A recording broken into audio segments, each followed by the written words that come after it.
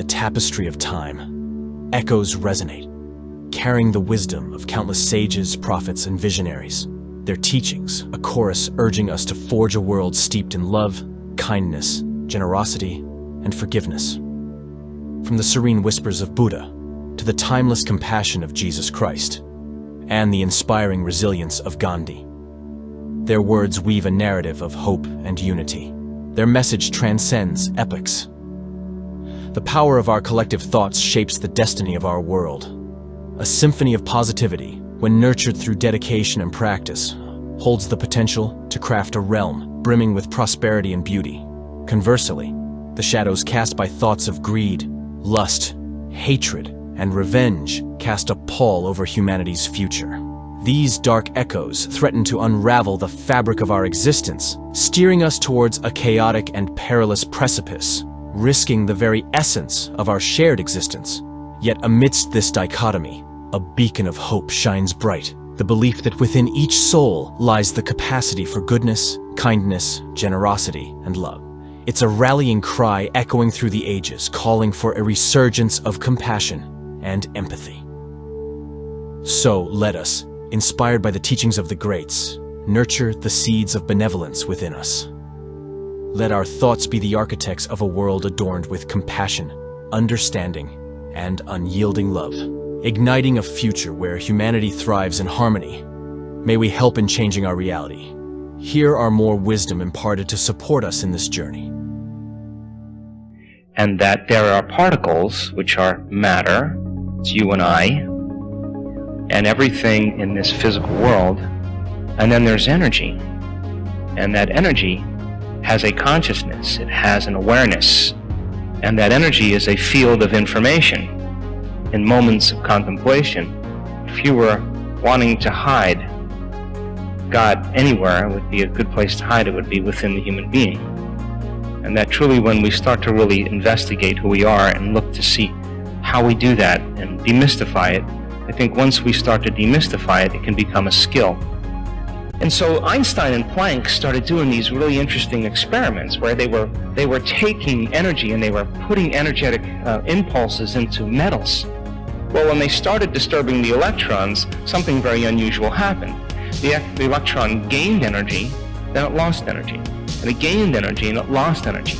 And it gained energy and it lost energy. And instead of it falling like a ball rolling down a hill, it was like a ball rolling down steps. And all of a sudden, they became very aware that the subatomic world, the very tiny, didn't behave like the very large world. And so then they started to look for the electron. They started to try to measure it. And everywhere they looked for it, it appeared. And when they turned their back on it and they no longer looked to measure it, it went from a particle that collapsed, called collapsing the wave function, back into energy. Now this was a revolutionary moment because this meant that subjective mind, your mind has an effect on the objective world, that mind and matter are somehow correlated. And so this birth of quantum physics came along, and this quantum physics experiments say that you cannot do a quantum physics experiment without an observer around. In other words, a mind always has to be present because it will influence the outcome. You with me? And the quantum physicists were saying, well, actually, there's a field of information beyond space and time, beyond light, where everything is unified. And you can take two photons that have been somehow related in a specific atom and shoot them to the opposite ends of the universe. And the moment you affect one photon at the exact same time, the other one is affected. So they were being connected or affected in a realm faster than the speed of light. In other words, it would take time if you affected one for the other one to be affected. But if they were beginning to be affected at the exact same time, they were connected in a realm beyond physical reality. And that in order for you to begin to change your reality, you got to change your mind and change the way you live your life. But most people don't know that they're moving in and out of the quantum field 7.8 times per second.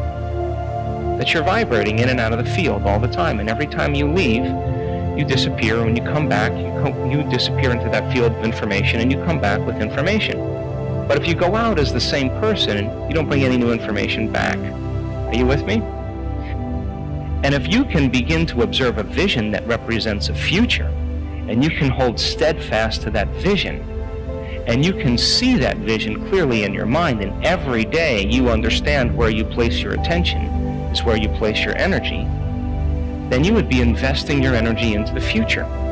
And the image that you see could literally be the template for trillions and trillions of atoms to organize into patterns of information called an event in your life. So if you see the same people and you go to the same places and you do the exact same thing at the exact same time, you would have to agree with me then that your personality is no longer creating your personality. Your personal reality is creating your personality. Your environment is controlling how you think and feel, yes or no? And as long as you're reacting equal to your environment, you should create more of the same environment. And so then, if how you think and how you feel creates your state of being, and you keep thinking the same thought that keeps producing the same emotion, that same emotion is influencing how you're thinking. You're hardwiring your brain and conditioning your body emotionally into the past, yes? And if you do that enough times, thinking and feeling in the same way, the body becomes the mind of that emotion. Now the servant has become the master, and the body's running the show.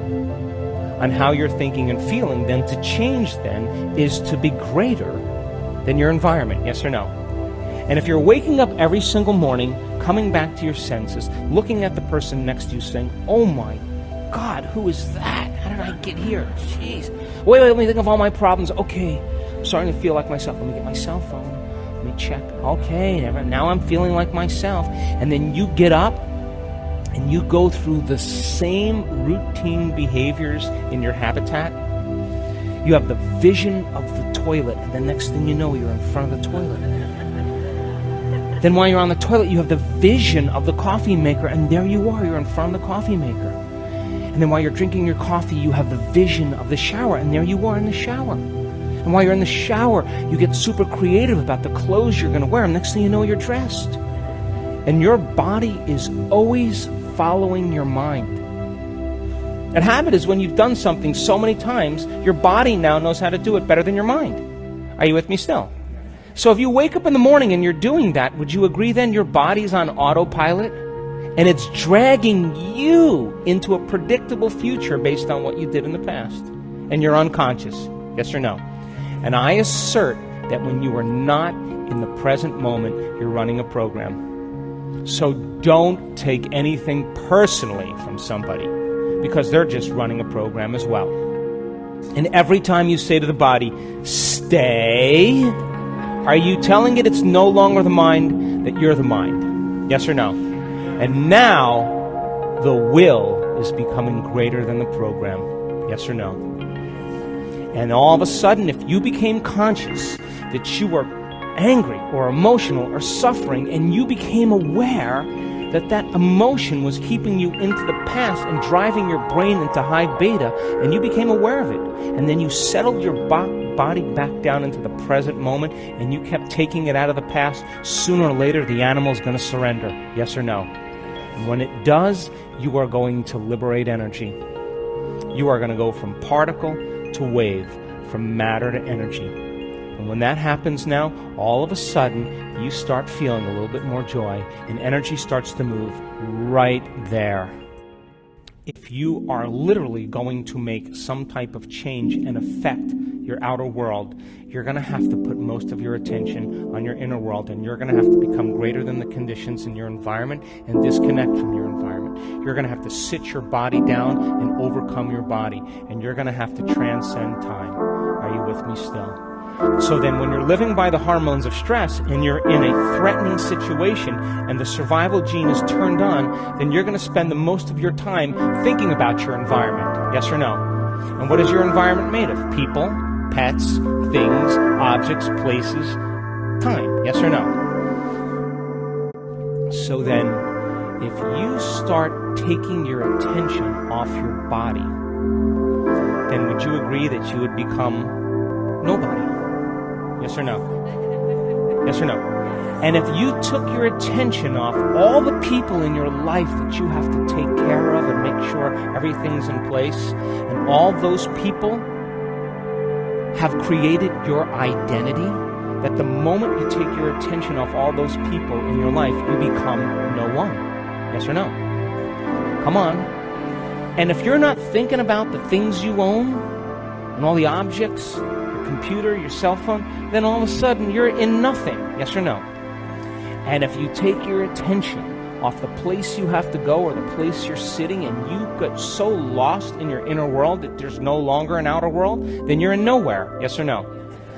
And if you are not thinking about the predictable future or the familiar past, and you are in the generous present moment, then you are in no time.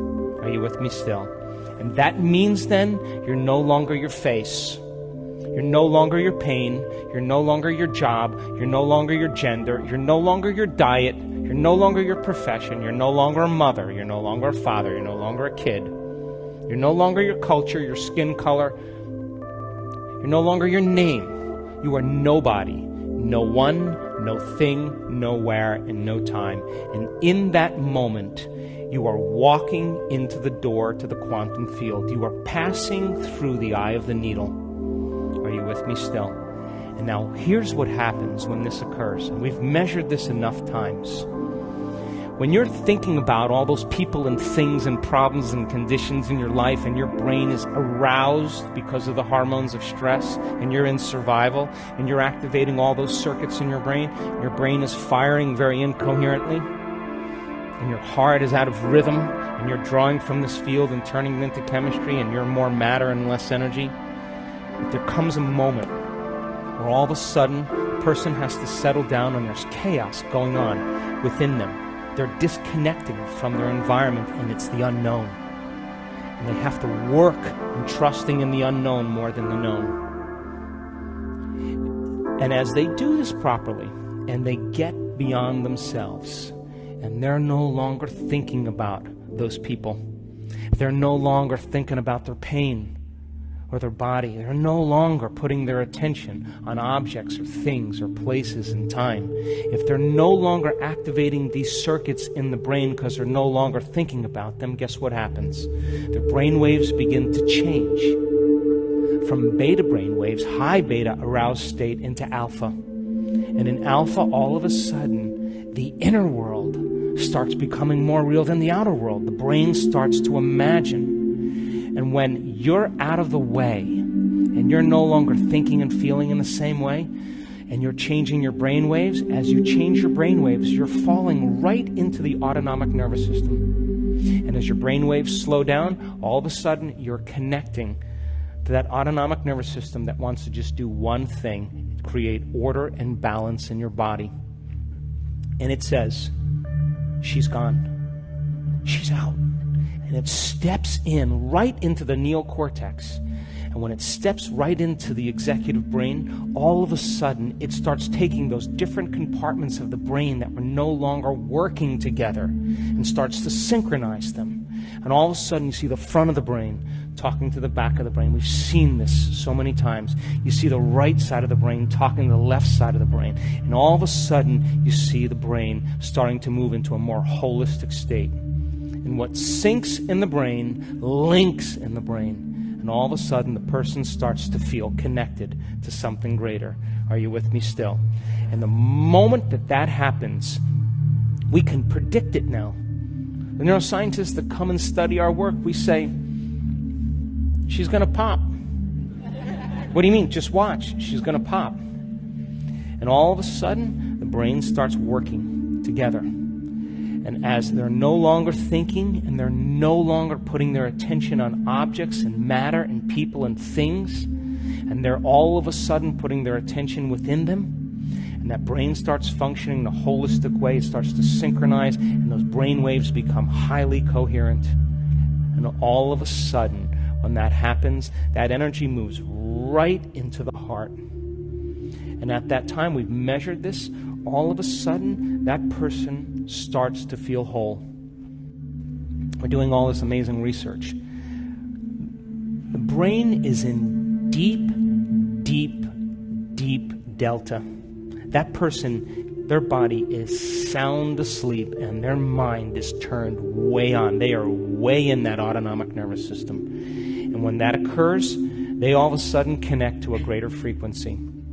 And all of a sudden we see these amplitudes of energy. It looks like a snowstorm on the EEG, in the brain scan. And I know that person is having a full-on sensory experience without their senses. They are having an inward experience that's greater than their trauma, their betrayal, their shock, their diagnosis, their fear. Whatever's happening between their ears is more real than anything that's happened in their external environment. Now think about this.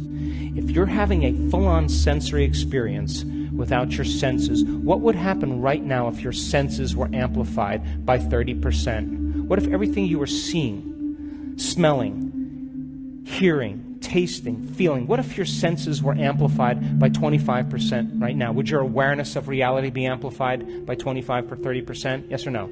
And if your awareness is amplified, then your consciousness is amplified. Yes or no? And you can't have consciousness without energy. They're married. So the energy of the brain goes up. And then the next thing you know, the inward experience rewires the brain in an instant. And it sends a new emotional signal, but it's not emotional. Emotions like fear and guilt and shame, they're slow energy. It's an elevated energy. It's not emotional, it's energetic. They're getting an electrical charge in their body. And they'll say, I was baptized in light. Light filled my entire body. And that is the moment they're getting a new emotional signal to the body. And the receptor sites on the outside of the cells are 100 times more sensitive to frequency and to energy than they are to chemistry. And in 1 second, that person is transformed. And that's what's happening now in our work. The divine in you, in closing, has always been present with you. Yes or no? Yes. It's an omnipresent intelligence that's loving you into life. Yes? And so there's your outer environment, and if you want to hide the divine anywhere really well in a human being, you put it within them, because they'll look everywhere else for it. Change, the catalyst of evolution, is often a tumultuous journey, winding through the corridors of uncertainty and challenge. It stands as the sole path toward altering the course of our world, beckoning us to confront the tumult and transform it into an oasis of hope and renewal. Amidst the chaos, there resides an innate goodness within us, a dormant ember yearning to ignite and illuminate the darkness. It's a flicker of compassion, kindness, and boundless potential, awaiting only the breath of courage to set ablaze the landscape of transformation. It's a daunting task, for change demands courage, resilience, and unwavering determination. Yet within the folds of adversity lies the seed of opportunity. The chance to unfurl our wings and soar beyond the confines of doubt and fear. Each step towards change is a testament to our conviction, a testament to the unwavering belief that within us lies the power to sculpt a world anew. It's a call to action, an invitation to harness our inner strength, fostering the goodness within to blossom and cascade like a symphony of possibility. Embrace the difficulty, for within it lies the crucible that shapes the future.